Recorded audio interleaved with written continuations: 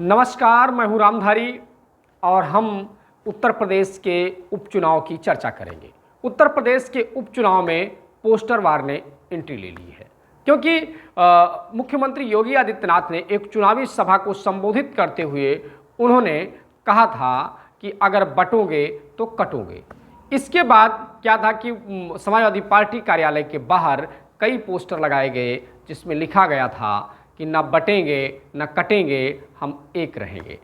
इस तरीके के जो पोस्टर लगाए गए पीडीए फार्मूले को लेकर लगाए गए। हालांकि कांग्रेस की तरफ से उनके कार्यकर्ताओं ने पोस्टर लगाए जिसमें कई हिंदू, मुस्लिम, सिख, ईसाई के धर्मों का उसमें सिंबल लगा के और उसमें ये कहा गया कि हम बटेंगे नहीं, हम एक रहेंगे।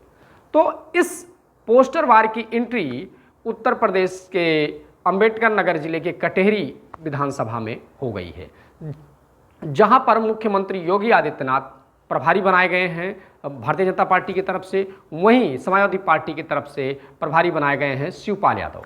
वहां पर भारतीय जनता पार्टी के जो प्रत्याशी हैं धर्मराज निषाद, उन्होंने एक पोस्टर लगवाया हुआ है। पोस्टर क्या, कई जगह उन्होंने लगवाया हुआ है। वो बैनर बहुत बड़ा बड़ा बैनर है जो लगवाया गया है, हमारे आप पीछे देख सकते हैं। इसमें लिखा गया है कि आपकी बार जिताएदा या तिकठी पर लेटाएदा।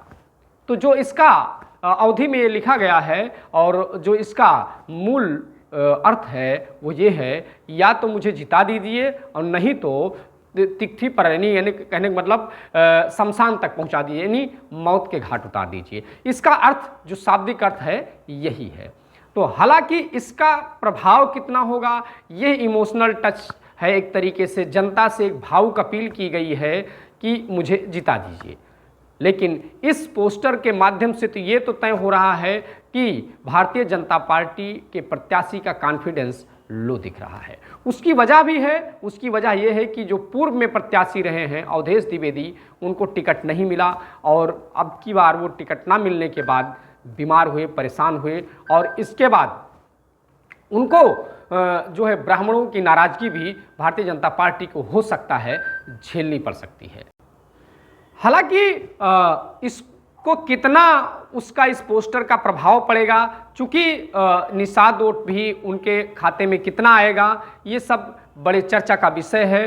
क्योंकि जो थोड़ा बहुत कहीं विरोध नज़र आ रहा था, कहीं ऐसी चीज़ें समाजवादी पार्टी की कहीं डेंट नज़र आ रही थी, शिवपाल यादव के जाने के बाद, जगह जगह जनसभा करने के बाद सारी चीज़ें लगभग सही हो गई हैं।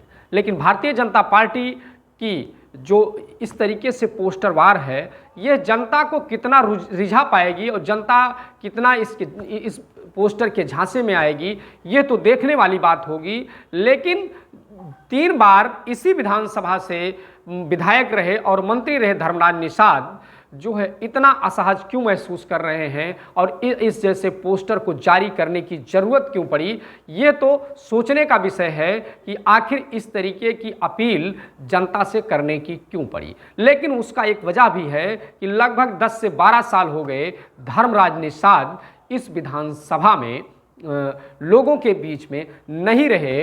इसकी वजह भी ये हो सकती है, भावुक अपील की गई है। लेकिन अभी इस पूरे विधानसभा चुनाव में ये समाजवादी पार्टी, भारतीय जनता पार्टी और बसपा की लड़ाई लगभग कांटे की नज़र आ रही है और ब्राह्मण वोट किधर जाएगा ये भी देखने वाली बात होगी। निषाद वोट बैंक में कितना सेंध लगा पाते हैं धर्मराज निषाद, ये भी देखने वाली बात होगी।